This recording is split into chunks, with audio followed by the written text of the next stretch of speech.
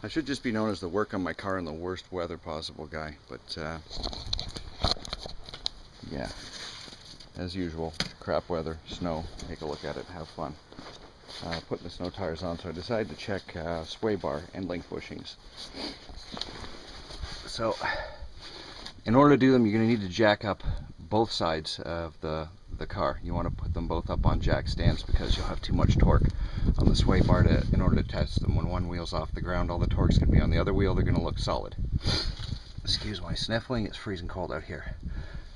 Anyway, so there's two 13mm nuts here on the end of the sway bar bushing. I don't know if you can see that too, it's kind of dark in here. Anyway, 13mm here, 13mm here. Take them off. Anyway, I've already tested them with a crowbar, pried up on them. They're a little bit wobbly and loose, so we're going to check them when we take them off, and I'll show you how they work.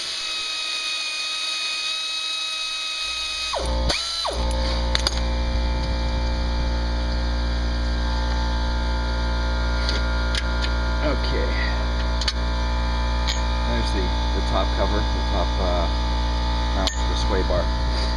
Anyway, you can see they're easy to work on and loose because both the front wheels are jacked up off the ground. And hold on a second, I'm going to put a pry bar into here so I can get the...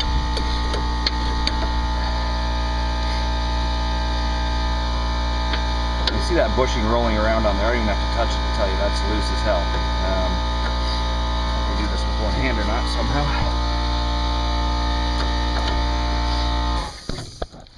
Yeah. Okay.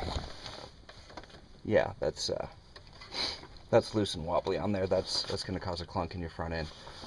It's just the rubber expands over time. It's not tight on the end of the sway bar.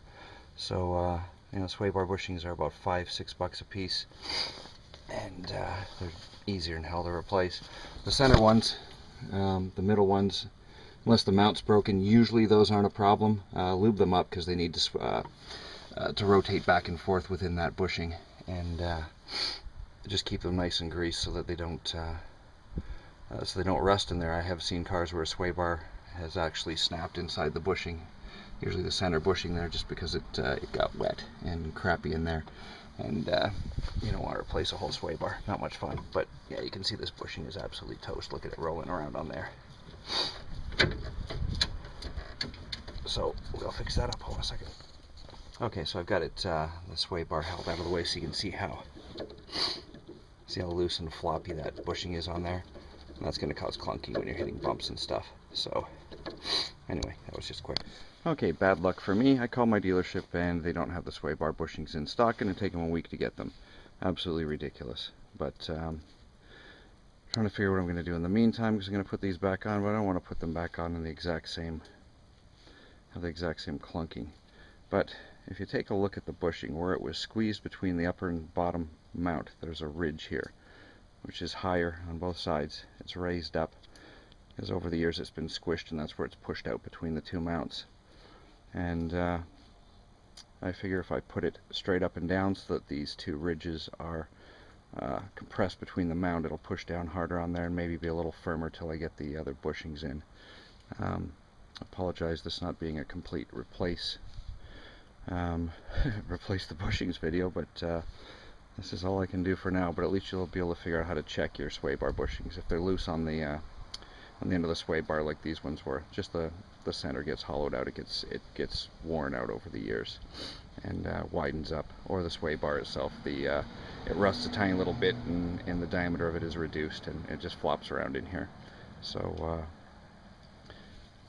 I don't know what I'm going to do for a week waiting for these stupid things, but anyway, I'll put these back on, and like I said, squish these two higher points, put them straight up and down so that it compresses more in there, and see what happens.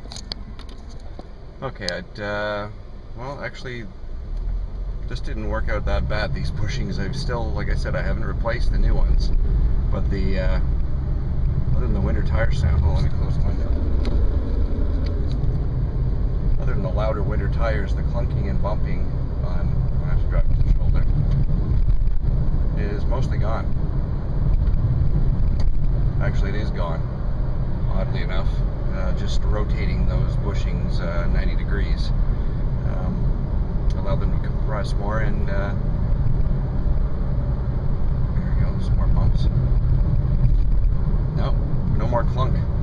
Anyway, I'm going to put the new bushings on anyway, but if you need to temporarily, or if you're selling a car and you don't feel like putting any more money into it, rotate your bushings about 90 degrees and looks like you'll get some more life out of it.